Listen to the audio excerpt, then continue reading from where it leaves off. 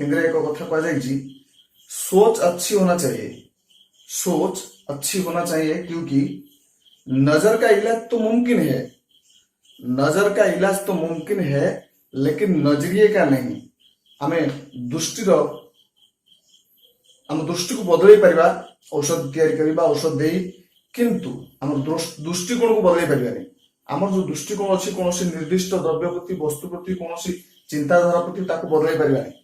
तेणु अन्य को समस्त भल पाइबा हेले निजर दृष्टिकोण बदलवा दरकार।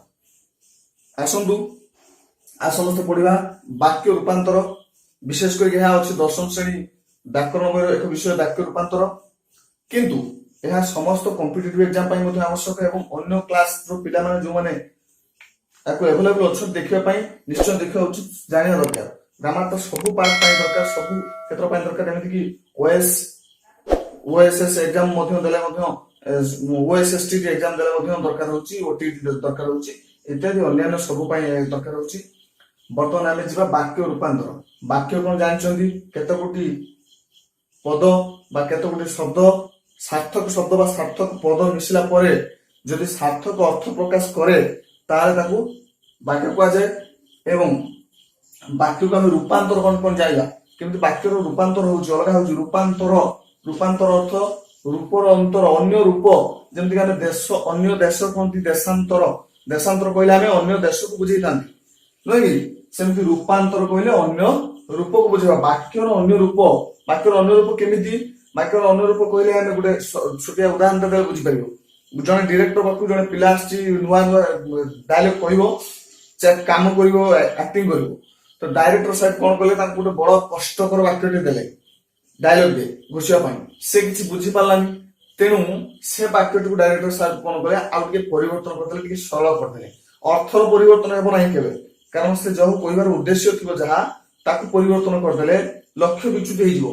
जेमिति कि गोटे एग्जांपल आमे दबा, से डायरेक्टर साहेब कोन देथिले, मो बापांकर सान भाई पाद ठारू मस्तक पर्यंत सानिटाइज करछन। जेहेतु सानिटाइज वार्ड बर्तमान भारी पसंदीय वार्ड एवं समस्त व्यवहार करछन कोरोना टाइम रे, पैंडेमिक समय रे, सेथिमाई ए वार्ड को यूज करछि। मो बापांकर सान भाई पाद ठारू मस्तक पर्यंत सानिटाइज करछन।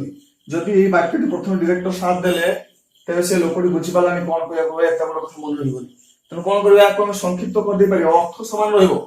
अर्थ रहिबो समान, परिवर्तन कले कोन हेइ परिबो ना, आमे एठी बापांकर सान भाई पाखरे एठी लाइट पडछ देखाउ नथिबो, बापांकर सान भाई पाखरे आमे कर दे परिया दादा। आमे दादा बोली बापांकर सान भाई को दादा बोली डाकंती, कका बोली मध्ये डाकंती, हे परियो छोट हे परियो। एठी पाद ठारू मस्तक पर्यंत अछि, जाको आमे आपाद मस्तक कर दे परिया, आपाद मस्तक। आगु पडिथिबो पाद ठारू मस्तक पर्यंत आपाद मस्तक, कंठ पर्यंत आकंठ नुहे कि, कुमारिका ठारू हिमालय पर्यंत आकुमारी हिमालय, वृद्ध ठारू बालक ठारू वृद्ध पर्यंत आबाल वृद्ध वनिता।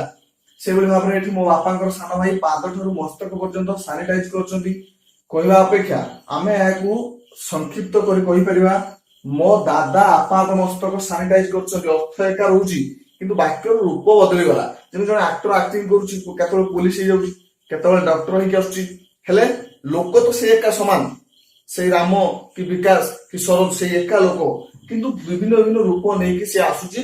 ए विभिन्न रूप बाद देदेले तार गोटे मौलिक रूप रहिलो, तार निजस्व रूप।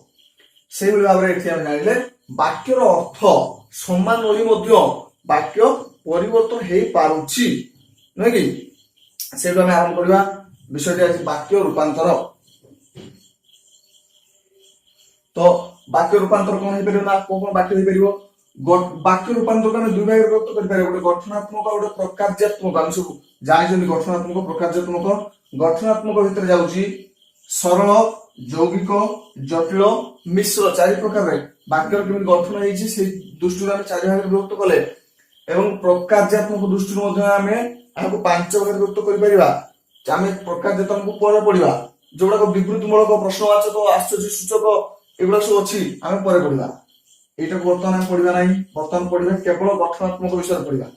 तो गठनात्मक विषय रे प्रथम दुआ पूर्व कह रखे याकू चारोटी वाक्य रे बा चारोटी भाग रे विभक्त करा जायछि। गोटे होछि सरल, जौगिक, जटिल, मिश्र।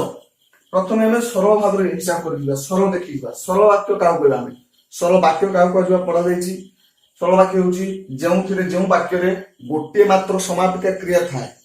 ଅସମାପିକା କ୍ରିୟା ଯଦି ଅଲଗା ଥିବ ଅଧିକା ଥିବ ଚଳିବ, କିନ୍ତୁ ସମାପିକା କ୍ରିୟା ମାତ୍ର ଗୋଟିଏ ଥିବ। କେମିତି ଆମେ ଦେଖିବା, ଗୋଟିଏ ଆମେ ଉଦାହରଣ ନେଇଛନ୍ତି। ଉଦାହରଣ ଦେଉଛି ଚୀନ ଆମ ସୈନ୍ୟଙ୍କୁ ହତ୍ୟା କରିବାରୁ ଭାରତ କବ୍ଜିକୁ ବନ୍ଦ କଲା। ଯଦି ଆମେ ଏଇଠି ଦେଖିବା, ଏଠି କ୍ରିୟା ଦୁଇଟି ରହୁଛି, ବନ୍ଦ କରିବା ଆଉ ଗୋଟେ ହଉଛି ହତ୍ୟା କରିବା। ଯଦି ହତ୍ୟା କରିବା ବନ୍ଦ କରିବା ଦୁଇଟି କ୍ରିୟା ହଉଛି ସମାପିକା ଅସମାପିକା କ୍ରିୟା ପଢାଯାଇଛି। ସମାପିକା କ୍ରିୟା ହଉଛି ଯେଉଁ କ୍ରିୟାର ପ୍ରୟୋଗ ଫଳରେ ବାକ୍ୟଟି ଶେଷ ହେଉଥିବାର ବୁଝାଯାଏ, ତାହା ହଉଛି ସମାପିକା କ୍ରିୟା। ଯେଉଁ କ୍ରିୟାଟି ପ୍ରୟୋଗ ଫଳରେ ବାକ୍ୟଟି ସମାପନ ହେଉନଥିବ ବା ତାର ସମାପ୍ତ ହଉଛି ବୋଲି ବୁଝା ଯାଉନଥିବ, ତାହା ହଉଛି ଅସମାପିକା କ୍ରିୟା। ସେମିତିକି ଆମେ ଦେଖିବା ଏଠି ଅସମାପିକା କ୍ରିୟା ସମାପିକା କ୍ରିୟା ଆମେ ପଢିକି ଯିବା। ଚୀନ ଆମ ସୈନ୍ୟକୁ ହତ୍ୟା କରିବାରୁ ଯଦି ଏଇ କ୍ରିୟା ପାଖରେ ଆମେ ରହିଯାଆନ୍ତି, ତେବେ ବାକ୍ୟଟି ବୁଝା ପଡୁନି ସମ୍ପୂର୍ଣ୍ଣ ରୂପରେ, କାରଣ ଏହା ସମାପ୍ତିକୁ ବୁଝଉ ନାହିଁ। ବାକ୍ୟ ଆମକୁ ଲାଗୁଛି ବାକ୍ୟ ଆଉ କିଛି ଅଛି। ଚୀନ ଆମ ସୈନ୍ୟକୁ ହତ୍ୟା କରିବାରୁ, ତେଣୁ ଆମକୁ ପୁରା କରିବାକୁ ହେଲେ ଯିବାକୁ ପଡିବ, ବନ୍ଦ କରାଯାଏ। ଭାରତ ପବଜିକୁ ବନ୍ଦ କଲା। ଏବେ ରିସେଣ୍ଟ ଖବର ଆସିଛି, ସେମାନେ ଜାଣିଥିବ ପବଜି ସବୁ ଯୋଉ ବସିକି ସବୁ ଯେତେବେଳେ ଟାଇମ ପାସ୍ କରୁଥିଲେ, ଟାଇମ ୱେଷ୍ଟ କରୁଥିଲେ ଖେଳିକି, ତ ସେ ପବଜିକୁ ସରକାର ସବୁ ବନ୍ଦ କରୁଛନ୍ତି, କାରଣ ଚାଇନା ଆମ ସୈନ୍ୟମାନଙ୍କୁ ସବୁ ବିନା କାରଣ ହତ୍ୟା କରୁଛି। ତ ସେଇ ଦୃଷ୍ଟିରୁ ରାଷ୍ଟ୍ରୀୟ ସୁରକ୍ଷା ଦୃଷ୍ଟିରୁ ଆପକୁ ବନ୍ଦ କରାଯାଇଛି। ବହୁତ ପିଲା ସେଥିରେ ବସିକି ଗେମ୍ ଖେଳୁଥିଲେ, ସେ ଯୋଉ ସୈନ୍ୟକୁ ମାରୁଥିଲେ ସେଇଠି ବସିକି। ତ ଏବେ ସେ ପିଲାମାନେ ସବୁ ଯଦି ଯିବା, ଆମେ ସମସ୍ତେ ଚାଲ ଯିବା, କୋଉଠି ଗୋଟେ ଲେଖି ଦେଇଥିଲା ଯୋଗରେ ସମସ୍ତଙ୍କୁ, ଏବେ ସମସ୍ତେ ପିଲାମାନେ ପବଜି ବନ୍ଦ ହେଇଗଲା, ଚାଲ ଯିବା ବଡରେ ଯୁଦ୍ଧ କରିବା। ଏତ ଯୁଦ୍ଧ କୌଶଳ ସବୁ ଶିଖି ସାରିଛ। ବର୍ତ୍ତମାନ ଚୀନ ଆମ ସୈନ୍ୟକୁ ହତ୍ୟା କରିବାରେ ଭାରତ ପବଜିକୁ ବନ୍ଦ କଲା। ତ ଏଠି ଗୋଟିଏ ମାତ୍ର ସମାପିକା କ୍ରିୟା ଅଛି, ତେଣୁ ଏହା ହଉଛି ସରଳ ବାକ୍ୟ। ବୁଝିଗଲା। ସରଳ ବାକ୍ୟ କହିଲେ ତୁମେ ଆହୁରି ଅନେକ ବାକ୍ୟ ଅଛି, ମୁଁ ଲାଷ୍ଟ କହି ରଖିବି। ଏବଂ ଦ୍ୱିତୀୟ ଥିବା ଯୌଗିକ ବାକ୍ୟ। ଯୌଗିକ ବାକ୍ୟ ହେଉଛି କଣ ନା, ଦୁଇଟି ସରଳ ବାକ୍ୟ ବା ଏକାଧିକ ସରଳ ବାକ୍ୟର ମିଶ୍ରରେ ଗଠିତ ହୋଇଥାଏ। ଯେମିତିକି ଚୀନ ଆମ ସୈନ୍ୟକୁ ହତ୍ୟା କଲା, କମା ଅଛି, ଯଦି ହବ ତାପରେ ଭାରତ ପବଜି ବନ୍ଦ କଲା। ଦୁଇଟି ଅଲଗା ଅଲଗା ବାକ୍ୟ ହେଇପାରିବ, କେବଳ ଫରକ ଅଛି ଏଇଠି ଗୋଟିଏ ତେଣୁ ବୋଲି ଲାଗିଛି, ଯୋଉଠି ଏକରୁ ଅଧିକ ସମାପିକା କ୍ରିୟା ଥିବ। ଦେଖ, ହତ୍ୟା କଲା ମଧ୍ୟ ସମାପିକା କ୍ରିୟା ଏବଂ ବନ୍ଦ କଲା ମଧ୍ୟ ସମାପିକା କ୍ରିୟା। ଦୁଇଟି ସମାପିକା କ୍ରିୟା। ମୁଁ ପୂର୍ବରୁ କହିଲି ଗୋଟିଏ ସମାପିକା ଥିଲେ ସରଳ ହେବ, ଗୋଟିଏରୁ ଅଧିକା ଥିଲେ ତାହା ସରଳ ହେଇପାରିବନି, ଯୌଗିକ ହେଇପାରିବ ବା ଅଲଗା କିଛି ହେଇପାରିବ। ତ ବର୍ତ୍ତମାନ ଯୌଗିକର ଲକ୍ଷଣ ହେଉଛି ଏଠାରେ ଦୁଇ ଗୋଟି ସରଳ ବାକ୍ୟ ମିଶିଥିବ। ଯଦି ଆମେ ତାକୁ ଅଲଗା କରିଦିଅନ୍ତି, ତାହେଲେ ଦୁଇ ଗୋଟି ସରଳ ବାକ୍ୟ ଆମେ ପାଇପାରିବା। ଚୀନ ଆମ ସୈନ୍ୟକୁ ହତ୍ୟା କଲା, ଗୋଟିଏ ସରଳ ବାକ୍ୟରେ ଆମେ ବାକ୍ୟ ପାଇଲେ, ପୂର୍ଣ୍ଣ ବାକ୍ୟ। ପୁଣି ପାଇଲେ ଭାରତ ପବଜିକୁ ବନ୍ଦ କଲା, ଦୁଇଟି ଯାକ ସରଳ ବାକ୍ୟ ଆମେ ପାଇପାରିଲେ। ଯଦି ତାକୁ ଜଏଣ୍ଟ କରିଦେବା ଦୁଇଟି ଯାକ ସରଳ ବାକ୍ୟକୁ ଯୋଗ କରିବା ପାଇଁ, ଆମେ ଯେମିତି କଞ୍ଜକ୍ସନ ସବୁ ଲଗାନ୍ତି ଆମେ ଇଂରାଜୀରେ, ସେମିତି ଓଡିଆରେ ମଧ୍ୟ ଅଛି, ସଂସ୍କୃତରେ ଅଛି, ହିନ୍ଦୀରେ ମଧ୍ୟ ଅଛି। ତ ସେଥିରେ ଆମେ ଓ ଏବଂ କିନ୍ତୁ ତେଣୁ ଏଇ ସବୁ ଆମେ ଲଗେଇ ପାରିବା। କଣ ଅବ୍ୟୟ ପଦ, ଅବ୍ୟୟ ପଦ ପୁଣି କଣ ଅବ୍ୟୟ। ଅବ୍ୟୟ କହିଲେ କଣ ବୁଝୁ, ଅବ୍ୟୟ ମଧ୍ୟ ପଢା ଯାଇଛି। ଯୋଉମାନେ ଦେଖିନାও ପ୍ଲେ ଲିଷ୍ଟ କୁ ଯାଇକି ସେଠି ଅବ୍ୟୟ ଉପରେ ବା ଅନ୍ୟାନ୍ୟ ଗ୍ରାମାର ଉପରେ ସବୁ ଭିଡିଓ ଦେଖିପାରିବ। ଅବ୍ୟୟ, ନ ବ୍ୟୟ, ଅବ୍ୟୟ, ବ୍ୟୟ ନାହିଁ ଯାହାର, ଅବ୍ୟୟ, ଯାହାର କ୍ଷୟ ନାହିଁ, ଅକ୍ଷୟ, ଯାହାର ବ୍ୟୟ ନାହିଁ, ଅବ୍ୟୟ। ମହାଭାରତରେ ଦେଖିଥିବ, ଯେତେବେଳେ ଗାନ୍ଧାରୀ ତାଙ୍କର ପୁତ୍ରମାନଙ୍କୁ ଆଶୀର୍ବାଦ ଭିକ୍ଷା କରି ଯୁଦ୍ଧ କରିବା ପାଇଁ ଯାଇଛନ୍ତି, ସେଠି ଶାରଳା ଦାସ ଲେଖିଛନ୍ତି ଗୋଟେ ପଦ, ଗାନ୍ଧାରୀ ଦେଲା ଜନନୀ ପ୍ରାଣର ସୁମହତ ପରିଚୟ, ଅକ୍ଷୟ ହେଉ ପୁଣ୍ୟ ଜଗତେ ଧର୍ମର ହେଉ ଜୟ। ପୁଣ୍ୟ ଜଗତରେ ହଉଛି କ୍ଷୟ ରହୁ, ଅକ୍ଷୟ ରହୁ ଏବଂ ଧର୍ମର ଜୟ ହେଉ ବୋଲି କହିଥିଲେ। ସେଠି ଅକ୍ଷୟ ଥିଲା। ତ ଗୋଟେ ଉଦାହରଣ ପାଇଁ କହିଦେଲି। ଅବ୍ୟୟ ସେମିତି, ବ୍ୟୟ ନାହିଁ ଯାହାର। ବ୍ୟୟ ନାହିଁ ଅର୍ଥାତ ଏଠି କଣ କହୁଛି ନା, କ୍ରିୟା କ୍ଷେତ୍ରରେ, ବଚନ କ୍ଷେତ୍ରରେ, ଲିଙ୍ଗ କ୍ଷେତ୍ରରେ, ଯେକୌଣସି ଭେଦରେ ମଧ୍ୟ, ସମୟ କାଳ ଭେଦରେ ମଧ୍ୟ ଯାହାର ପରିବର୍ତ୍ତନ ହୁଏ ନାହିଁ, ଯାହାର ବ୍ୟୟ ହୁଏ ନାହିଁ, ତାହା ହଉଛି ଅବ୍ୟୟ। ଅବ୍ୟୟକୁ ପଢିପାରିବ ଭଲ ଭାବେ, ବେଶୀ ଆଲୋଚନା କରିବା ନାହିଁ। ତେଣୁ ଆମେ ଯେକୌଣସି ବଚନ ପାଖରେ ଆମେ ଲଗେଇ ପାରିବା, ଯେକୌଣସି କ୍ରିୟା ପାଖରେ ଲଗେଇ ପାରିବା, ଯେକୌଣସି ସିଚୁଏସନ ପାଖରେ ଆମେ ତେଣୁକୁ ଲଗେଇ ପାରିବା। ତେଣୁର ପରିବର୍ତ୍ତନ ନାହିଁ, ଅର୍ଥାତ ତେଣୁ କେବେ ତେଣେ, ତେଣା ଇତ୍ୟାଦି ହେଇପାରିବ ନାହିଁ। ଯେମିତିକି ଆମେ କରିପାରିବା ଭାରତକୁ ଭାରତ ର କରିପାରିବା, ଲଗେଇ ପାରିବା ସେଥିରେ ବିଭକ୍ତି, କିନ୍ତୁ ତେଣୁର ବିଭକ୍ତି ବି ଲଗେଇ ହବନି। ବଚନ କ୍ଷେତ୍ରରେ, ବିଭକ୍ତି କ୍ଷେତ୍ରରେ, କୌଣସି କ୍ଷେତ୍ରରେ ପରିବର୍ତ୍ତନ ଯାହାର ନାହିଁ, ସିଏ ହଉଛି ଅବ୍ୟୟ। ଯାହାର ବ୍ୟୟ ନାହିଁ, ଯାହାର ନଷ୍ଟ ନାହିଁ, ଯାହାର ପରିବର୍ତ୍ତନ ନାହିଁ, ନୋ ଚେଞ୍ଜ। ତେଣୁ ଏଇ ଯୋଉ ଚୀନ ଆମ ସୈନ୍ୟକୁ ହତ୍ୟା କଲା, ତେଣୁ ଭାରତ ପବଜି ବନ୍ଦ କଲା, ଏଇଟା ହଉଛି ଯୌଗିକ ବାକ୍ୟ।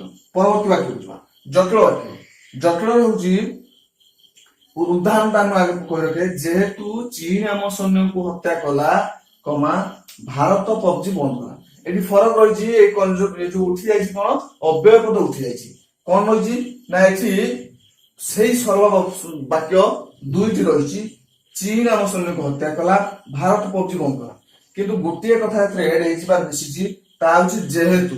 ତେଣୁ ମନେ ରଖିବ ଜଟିଳ ବାକ୍ୟରେ ଯେହେତୁ, ସେହେତୁ, ଯେତେବେଳେ, ସେତେବେଳେ ଇତ୍ୟାଦି ପଦ ଯଦି ଲାଗେ, ପ୍ରଥମ ଯେହେତୁ ଏଠି ସେହେତୁ ଲାଗିପାରିବ, ସେହେତୁ ଇହ ଅଛି ମାନେ ଲୁଚିକି ରହିଛି ଲାଗିପାରିବ। ତ ତେଣୁ ଏଇ ଜାଗାରେ ଚୀନ ଆମ ସୈନ୍ୟ, ଯେହେତୁ ଚୀନ ଆମ ସୈନ୍ୟକୁ ହତ୍ୟା କଲା, ସେହେତୁ ଭାରତ ପବଜି ବନ୍ଦ କଲା। ଯେତେବେଳେ ରାମ ଆସି ପହଞ୍ଚିଲା ସେତେବେଳେ ହରି ଚାଲିଗଲା।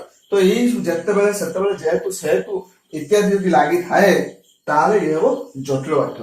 ଆଉ ଗୋଟେ କଥା ମନେ ରଖିବ ଯେ ଏଇ ଜଟିଳ ବାକ୍ୟରେ କମା ଯୋଉ ଦିଆହେଇଛି, ପ୍ରଥମ ବାକ୍ୟଟି ବା ପ୍ରଥମଟି ଖଣ୍ଡ ବାକ୍ୟ, ଯାହାକି ପୂର୍ଣ୍ଣ ବାକ୍ୟ ନୁହଁ। ପୂର୍ବରୁ ଆମେ ଯଦି ଯିବା ଯୌଗିକ ବାକ୍ୟରେ, ତାହେଲେ ଆମେ ଦୁଇଟି ଏକ ପୂର୍ଣ୍ଣ ସରଳ ବାକ୍ୟ ପାଉଥିଲେ, କିନ୍ତୁ ଜଟିଳରେ ଦୁଇଟି ପୂର୍ଣ୍ଣ ନାହିଁ, ଗୋଟିଏ ଅଛି ଅପୂର୍ଣ୍ଣ। ଯେମିତିକି ଯେହେତୁ ଚୀନ ଆମ ସୈନ୍ୟକୁ ହତ୍ୟା କଲା, ଆମେ ଯଦି ଯେହେତୁ ଲଗେଇକି ବୁଝିବା ତାହେଲେ ଜାଣିବା ସେଠି ଏ ବାକ୍ୟଟି ପୂର୍ଣ୍ଣ ହଉ ନାହିଁ, ଏଇଟା ଖଣ୍ଡ ବାକ୍ୟ ହେଇକି ରହିଛି। ଯେହେତୁ ଲାଗିଛି, ଯେହେତୁ ଚୀନ ଆମ ସୈନ୍ୟକୁ ହତ୍ୟା କଲା, ଆଉ କିଛି ଆବଶ୍ୟକ କରୁଛି। କିନ୍ତୁ ଯଦି ଏଇଠି ପଢିବା ଭାରତ ପବଜି ବନ୍ଦ କଲା, ସମ୍ପୂର୍ଣ୍ଣ ବୁଝି ହଉଛି। ଗୋଟିଏ ହଉଛି ପ୍ରଧାନ ରହିଲା, ଗୋଟେ ଅପ୍ରଧାନ ରହିଲା, ବା ଏକ ଖଣ୍ଡ ବାକ୍ୟ ବି କହିପାରିବା, ପୂର୍ଣ୍ଣ ହେଇନାହିଁ। ଗୋଟେ ଅପ୍ରଧାନ ଆଉ ଗୋଟେ ପ୍ରଧାନ ସରଳ ବାକ୍ୟ, ଅପ୍ରଧାନ ସରଳ ବାକ୍ୟର ମିଶ୍ରଣରେ ହେଇଛି ଜଟିଳ ବାକ୍ୟ। ଜଟିଳ ବାକ୍ୟ ବୁଝିଗଲା। ତାପରେ ଯିବା ମିଶ୍ର ବାକ୍ୟ। ମିଶ୍ର କିଛି ନାହିଁ, ସବୁକୁ ମିଶିକି ବା ଦୁଇଟି ପ୍ରକାର ବାକ୍ୟ ଯଦି ମିଶିଗଲା, ଜଟିଳ ଯୌଗିକ ମିଶିଗଲା ବା ସରଳ ଯୌଗିକ ମିଶିଗଲା, ଇତ୍ୟାଦି ଯଦି ମିଶିଗଲା ତାହେଲେ ହେବ ମିଶ୍ର ବାକ୍ୟ। ଏକ୍ସାମ୍ପଲ ଦେଖିବା ବୁଝିପାରିବ। ଆଳୁ, ଚିନି ଓ ପରିବା ଯେଉଁ ଲୋକଟି ବିକ୍ରି କରିବାକୁ ଆସିଥିଲା, ଆଳୁ, ଚିନି ଓ ପରିବା ଯେଉଁ ଲୋକଟି ବିକ୍ରି କରିବାକୁ ଆସିଥିଲା, ଏଟା ହଉଛି ଯୌଗିକ, ଅସମ୍ପୂର୍ଣ୍ଣ ଯୌଗିକ। ଏହା ସମ୍ପୂର୍ଣ୍ଣ ହୋଇନାହିଁ, ଅସମ୍ପୂର୍ଣ୍ଣ ଯୌଗିକ। ଯୌଗିକ ବାକ୍ୟ କାହିଁକି ନା ଓ ଲାଗିଛି ଏଠି, ଆଉ ଅସମ୍ପୂର୍ଣ୍ଣ ଅଛି। ଆଳୁ, ଚିନି ଓ ପରିବା ଯେଉଁ ଲୋକଟି ବିକ୍ରି କରିବାକୁ ଆସିଥିଲା, ଆଉ କିଛି ବାକ୍ୟ ଆଶା କରୁଛି। ଯୌଗିକ ତା ତଳେ କଣ ହେଲା, ମୁଁ ତାଙ୍କୁ ଜଳ ପ୍ରଦାନ କଲି, ଏହା ସରଳ। ସେ ମତେ ଆଶୀର୍ବାଦ ଦେଲେ, ଏହା ମଧ୍ୟ ସରଳ। ଯଦି ତିନିଟାକୁ ଆମେ ମିଶେଇ ଦବା, ମୁଁ ତାକୁ ଅଲଗା କରିଛି, ତିନିଟା ମିଶେଇ ଦେଲେ କଣ ହବ ନା ଆଳୁ, ଚିନି ଓ ପରିବା ଯେଉଁ ଲୋକଟି ବିକ୍ରି କରିବାକୁ ଆସିଥିଲା, କମା ମୁଁ ତାକୁ ଜଳ ପ୍ରଦାନ କଲି ଓ ସେ ମତେ ଆଶୀର୍ବାଦ ଦେଲେ। ପୁସ୍ତକରେ ଆଉ ଅଧିକା ଏକ୍ସାମ୍ପଲ ଅଛି, ତୁମେ ଚାହିଁଲେ ବୁଝିପାରିବ। ସରଳ ବାକ୍ୟରେ ତୁମେ ଅଲଗା କିଛି କରିପାରିବ। ରାମ ବଜାରକୁ ଗଲା, ବିକାଶ ଦୋଳିରେ ଝୁଲିଲା, ଇତ୍ୟାଦି ସବୁ ସରଳ ବାକ୍ୟ ହେଇପାରିବ। ଯୌଗିକ ତୁମ ମନରୁ ବହୁତ କିଛି କରିପାରିବ, ନୁହେଁ କି?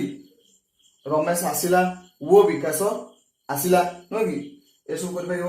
ଆମେ ପର କ୍ଲାସରେ ପଢିବା ପ୍ରକାରଜାତ୍ମକ ପଢିବା, ଏବଂ ଏହା ସହିତ ଆଉ ଏକ କ୍ଲାସରେ ପଢିବା ଯେ କିଭଳି ଭାବରେ ସରଳରୁ ଯୌଗିକ କରିବା, ଯୌଗିକରୁ ଜଟିଳ କରିବା, ଏବଂ ଯୌଗିକରୁ ସରଳ କରିବା, ଜଟିଳରୁ ସରଳ କରିବା, ଏସବୁ ପଢିବା। ବାକ୍ୟ ରୂପାନ୍ତର ପ୍ରମୁଖ ଘଟଣା ସେଇଥିରେ ପଢିବା।